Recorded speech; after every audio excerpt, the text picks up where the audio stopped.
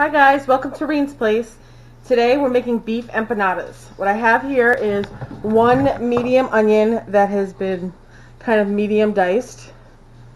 I have about a pound, maybe a pound and a half of leftover pot roast that I got out of the freezer and I have defrosted thoroughly.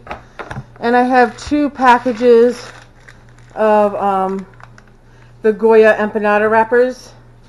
They have them in all different brands. These are my favorite, mainly because they have the sheets of wax paper between them, and it makes them easier to separate and to use. Again, these have been thoroughly defrosted in the refrigerator overnight, so they're ready to go. The first thing that I'm going to do is I'm going to chop the meat up a little bit so that I can put it into the food processor to get it the way I like it. Okay, so it's got a little bit of fat marbling on it. That's good. It's all going in, so it should be fine. And all you need is a rough chop. Yeah, this is a lot more than I thought it was.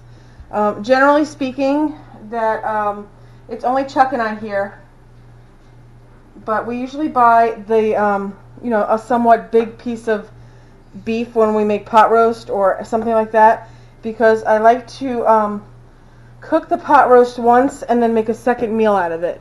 Now that could be the second meal could be a stew or a beef pot pie. It also could be beef enchilada casserole, empanadas. I mean, if you can think of it, you can do it. And it's just nicer to have the meat that's like falling apart from being pot roasted, and it's one less step. If you didn't have leftover meat, you could certainly make this recipe. You could either just make a small piece of meat and make it like you were making pot roast, simmer it in a pan for a few hours, covered in broth. Or you could, the thing that I like to do is if I don't have beef defrosted, previously cooked, what I like to do is I like to make some chicken breast. And you can do the chicken breast anyway because, again, you cook them first. I usually do them in the oven, just salt and pepper on them. And when they come out of the oven, they're done. I put them in the food processor, and I'll show you what this turns out like after they've been processed for a few seconds. But it's the same, it'll have the same consistency as this will. And let me get over to the food processor with my board, and I'll show you where we're at. Okay, so I'm over by the food processor. I've put half of the meat in the machine. And all I'm going to do is put the top on, and I'm going to pulse it.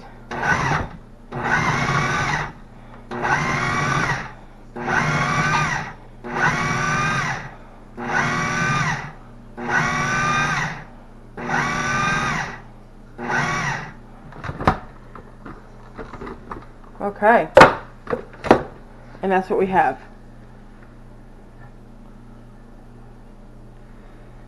Okay, I'm going to do the other half of the meat, and we'll get the onions started, and we'll put it all together back at the stove.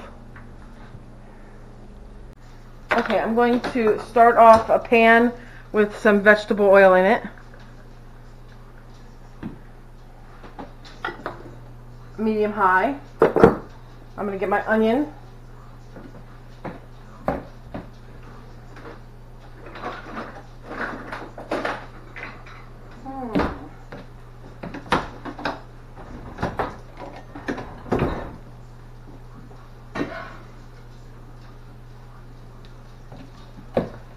Okay, again, this is a medium onion, and I've given it about a medium dice.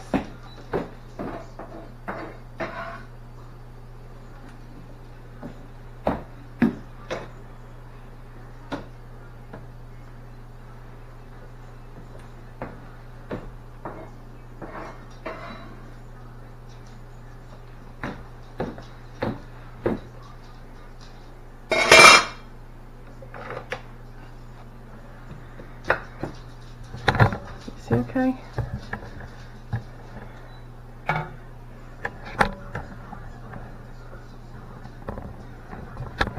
Okay. So we just want that to start sauteing, and then we're going to add the beef right into it. Now, looking at as much meat as we have, I had this jar of Chi-Chi's medium salsa that I had in the fridge that we opened last week when my son was home. I'm going to use the remainder of this, about 2/3, but I'm probably going to need some more. So I'm going to check that out, and I will have to hit the pantry downstairs. I need to get another jar of that or some of my home canned salsa. So let me stop for a moment, and I'm going to go get the meat. Okay, so the onions are sauteing. I just dumped the meat in. Give everything a stir.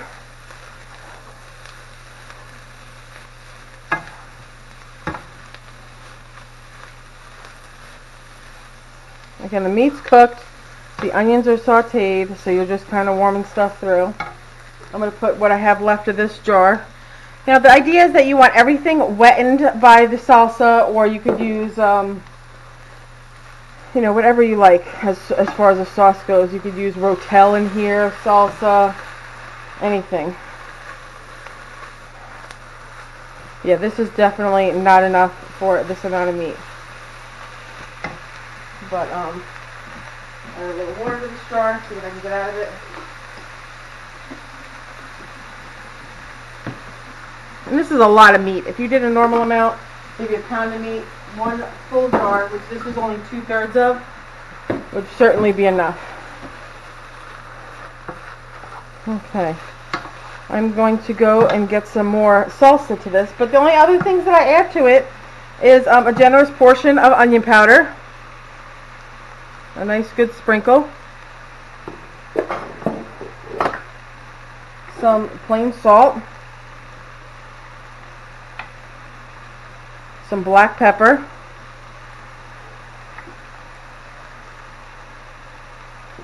and because I like it a little spicy, I'm going to put a couple of dashes of red crushed pepper flakes. If you don't like things hot, then you can just leave these out. Okay. Alright, I'm going to go get that other jar of salsa, and I will be back in just a moment. And we will finish these up and start making our empanadas. Get ready them for the get them ready for the fryer. Be back in 2 shakes. Okay, I'm back. I added some more salsa to my meat mixture, and as you can see, it is moist, but it is not soupy or wet in any kind. If you can see the bottom of the pan there. Okay, you don't want it to be sitting in any kind of wetness, because when you fry them, the water will come out of them. Okay, and so at this stage, just test it. Give it a little taste here and there. Add what you want, a little more salt, a little more red pepper flake. If you had hot sauce, you could sprinkle some hot sauce in. If you don't like that kind of thing, don't add it. I have a small piece of wax paper, my empanada wrappers, a fork, and then I add on the counter over here a couple sheets of wax paper that I'm going to put the finished empanadas on that are going to go into the fryer. I also have my fryer warming up, and again, if you don't have a fryer, a couple inches of oil in a deep pot would work fine.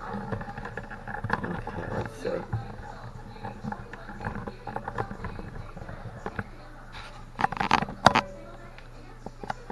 Okay, I'm going to show you what we do. Getting a tablespoon. Open up your empanadas, your wrappers. They have these all kinds of brands at my supermarket, but I bought another type that were a lot cheaper, like half the price, but they didn't have the wax paper in between them, and so when I defrosted them, it was impossible to get them apart. So, you know what, I don't have that kind of time on my hands. I usually save these in between wrappers, and when I put them on the other thing, I put these in between each of the made empanadas. Just get a nice tablespoonful of your filling. You want to be able to close it so don't go crazy.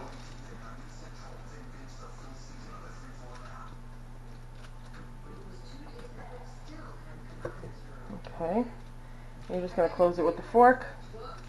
And you want to make sure that you do this really well, because otherwise when you fry it, all of the filling comes out.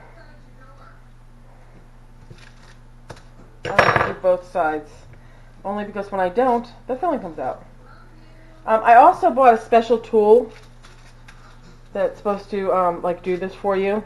It's got a handle and teeth all around it. It doesn't work, so that was $20 lesson I learned the hard way. Okay. Little paper.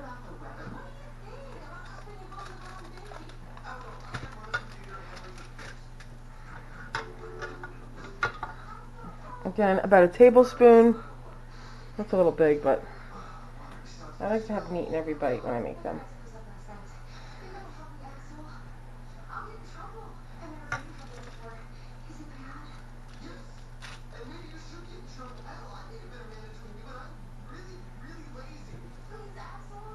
Okay.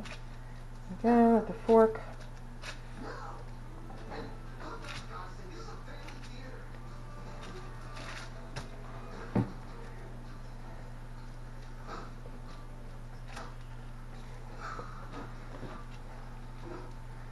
Okay. That's what they look like. I'm going to keep making these. We'll do one more together, and then I'm going to finish them up. When the oil gets hot enough, then I will come back with you, and we'll throw some in the fryer, and you'll see what the finished product looks like. They're delicious.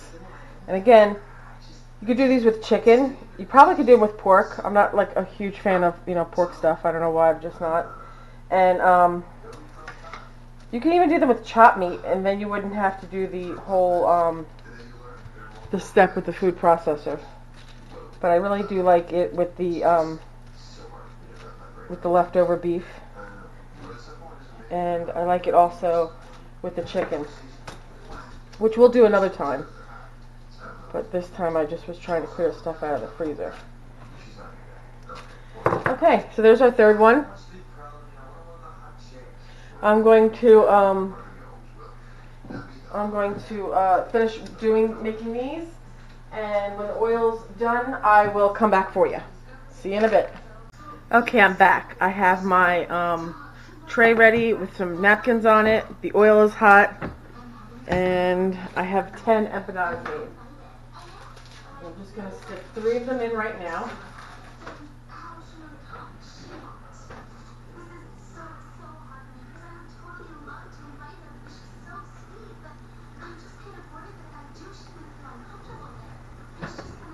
Okay, now we wait.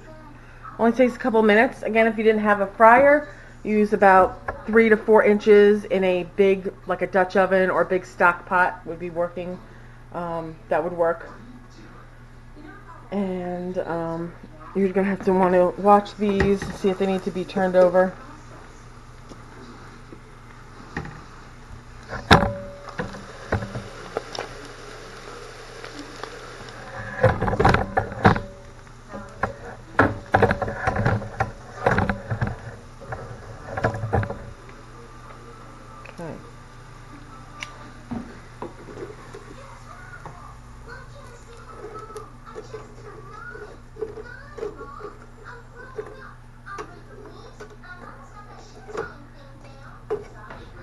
Over, back in.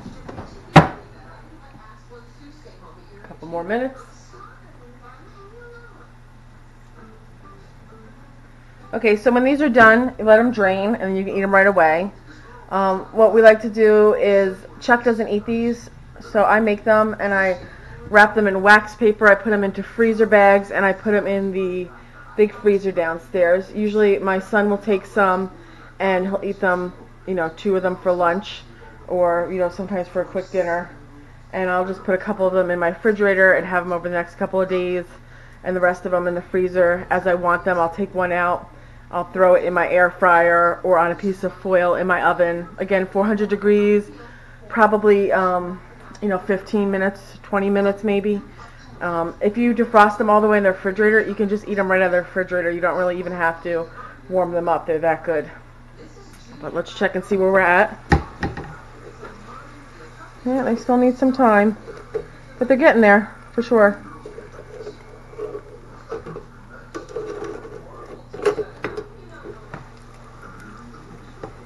Okay. And you could serve them with some sour cream, some salsa, just plain. I like them either with sour cream or just plain. And I don't know, if it's something easy, it's great to do with the leftover, and it's also good for parties. I once, for a family party, made like 100 of them. And the empanada wrappers can be used for so many things. I make mini calzones with them. I just mix up some regatta cheese, a little parsley, some garlic powder, maybe some diced ham. You could put pepperoni, you know, whatever you like in a regular calzone. You can put into the regatta. Put the regatta cheese, a little mozzarella, then season it, pepper, garlic. If you want a little bit of salt, that's good. If you're going to do ham, I probably wouldn't do salt. And you're going to fry them. You're going to close them up just like we close these up. And you're going to fry them just like this. I've also used empanada wrappers to make little mini pies. I do my own canning, so I have canned peaches that I've made little peach pies. And when they come out of the fryer, you can just sprinkle some powdered sugar on them, or make a glaze with powdered sugar and a little bit of milk and a splash of vanilla. We've done it with apple pies, made mini apple pies, and they all come out delicious. These are just about done. I don't know if you can see the color on them. I like mine a little bit darker, so I'm going to just put them back in.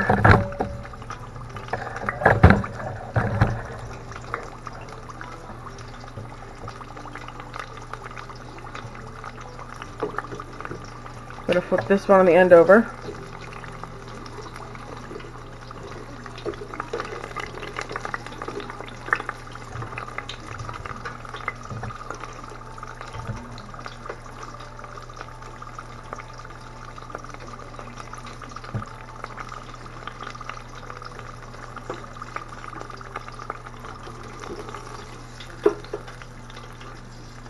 Turn them off a little bit onto the paper.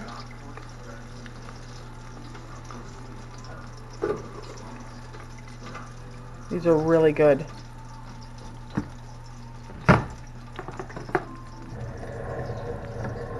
Okay, I hope you enjoyed the video. I hope you give this recipe a try. If you have any questions about how to do it or anything, please leave me a message in the comments. I will try to get back to you as soon as possible. Again, this whole YouTube thing is very new to me, so I'm doing the best that I can. I promise to get back to all the questions, though. Okay, that's it for this time. We will be back next time with another video. Thank you.